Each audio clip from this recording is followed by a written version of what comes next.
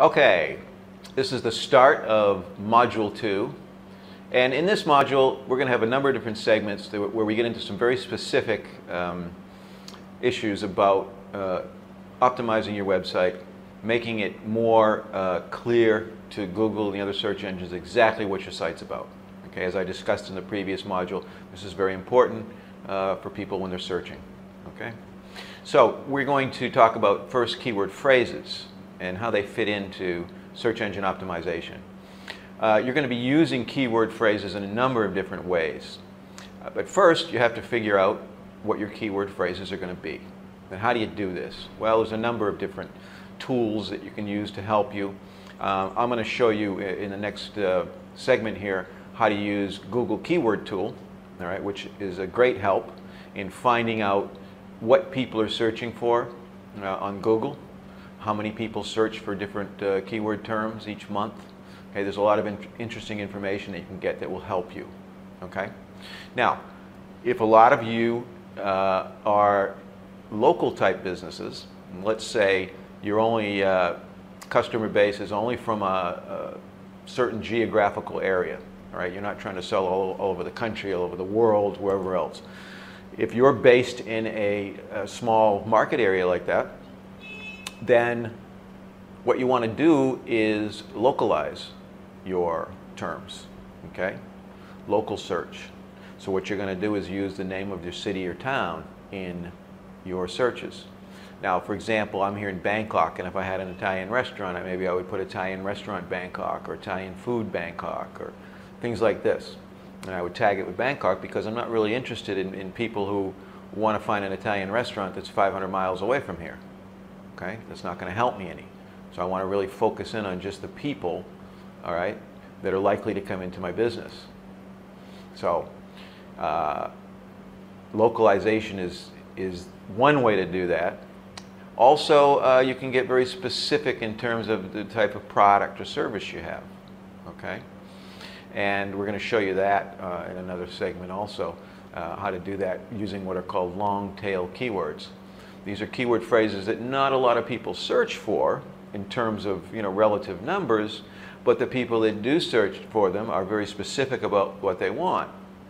And so if your business has that particular product or service they want, then you've got a good chance of getting them to contact you or come in. All right? There's always a balance that you're trying to strike. All right? And this is the same as in traditional advertising. All right? You can have a small magazine that hits exactly your target group. Or you could have a big newspaper that's more broad-based and hits a mass market. And maybe you want to do a mix between the two of those. It's the same way with search. You could use, if you're an Italian restaurant, you could use a term that just says Italian restaurants. Okay? A lot of people looking for that term, but how easy would it be to get on the first page of Google? And how helpful would it be to you? Maybe no to both of those questions. Maybe it wouldn't be helpful at all, and maybe you couldn't get on the first page. Because really that's what we're trying to do. We're trying to get on the first page. Why? 87% of people never go past the first page, according to research. Okay? So if I use a broad term like that, maybe it's not going to help me at all. Okay? But if I use a term like Italian restaurant Bangkok, well, there's still a certain number of people that are searching for that.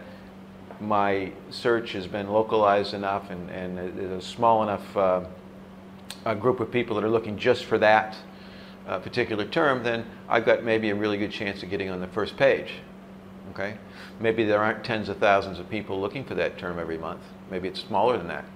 But if I'm on the first page, then I have a chance to get their business. If I'm not, then there's a good chance that I won't. Okay? So we're always trying to strike a balance between these two different approaches. Okay?